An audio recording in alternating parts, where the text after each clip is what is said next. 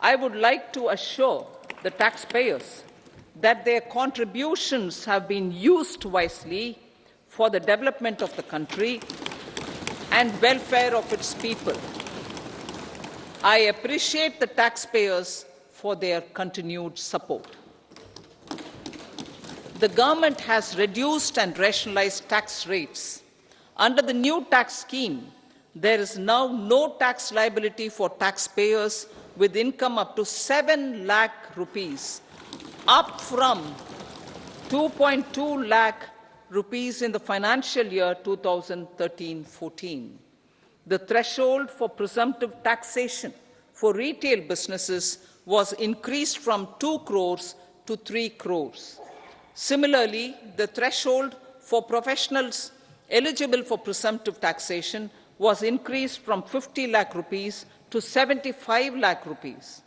Also, corporate tax rate was decreased from 30% to 22% for existing domestic companies and to 15% for certain new manufacturing companies.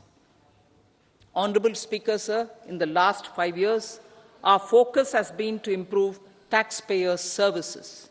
The age-old jurisdiction-based assessment system was transformed with the introduction of faceless assessment and appeal, thereby imparting greater efficiency, transparency, and accountability.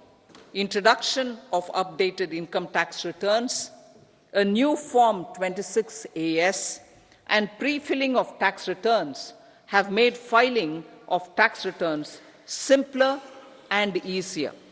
Average processing time of returns has been reduced from 93 days in the year 2013-14 to a mere 10 days this year, thereby making refunds faster.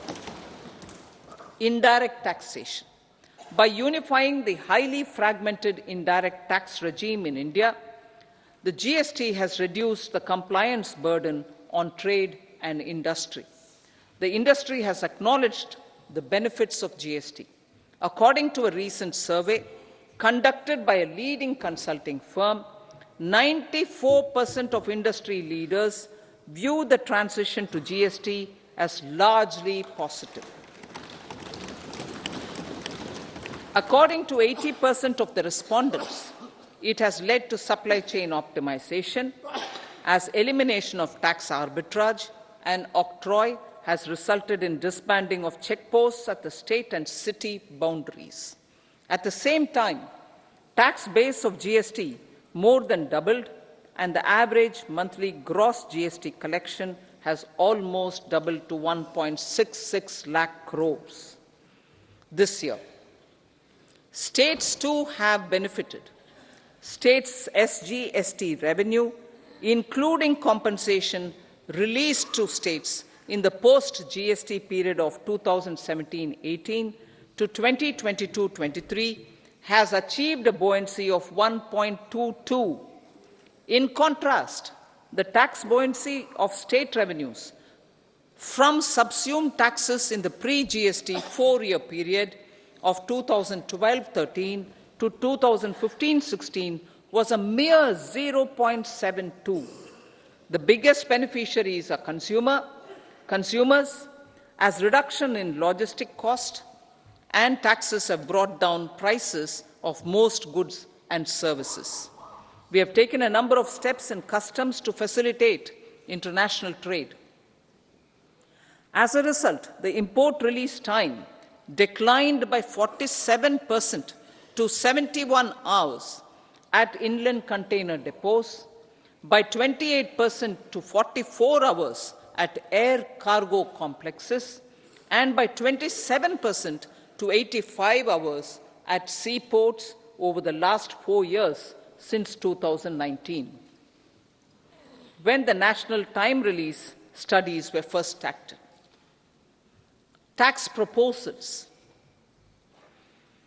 As for tax proposals, in keeping with the convention, I do not propose to make any changes relating to taxation and propose to retain the same tax rates for direct and indirect taxes including import duties.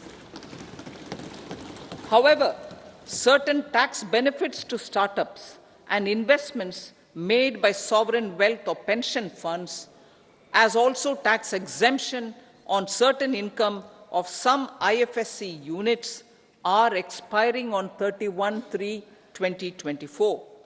To provide continuity in taxation, I propose to extend the date to 31/3/2025.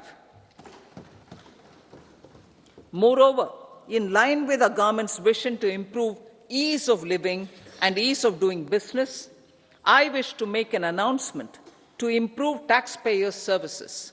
There are a large number of petty, non-verified, non-reconciled or disputed direct tax demands, many of them dating as far back as 1962, which continue to remain on the books, causing anxiety to honest taxpayers and hindering refunds of subsequent years. Honourable Speaker, sir, I propose to withdraw such outstanding direct tax demands up to 25,000 rupees pertaining to the period up to financial year 2009-10 and up to 10,000 rupees for financial years 2010-11 to 2014-15. This is expected to benefit about 1 crore taxpayers. 1 crore taxpayers would benefit out of this. Economy then and now. In 2014, when our government assumed the reins, the responsibility to mend the economy step by step and to put the governance systems in order was enormous. The need of the hour was to give hope to the people, to attract investments, and to build support for the much-needed reforms. The government did that successfully, following a strong belief of nation first. The crisis of those years has been overcome, and the economy has been put firmly on a high, sustainable growth path with all-round development. It is now appropriate to look at where we were then. I repeat, it is now appropriate to look at where we were then till 2014 and where we are now, only for the purpose of drawing lessons from the mismanagement of those years. The government will lay a white paper on table of the House.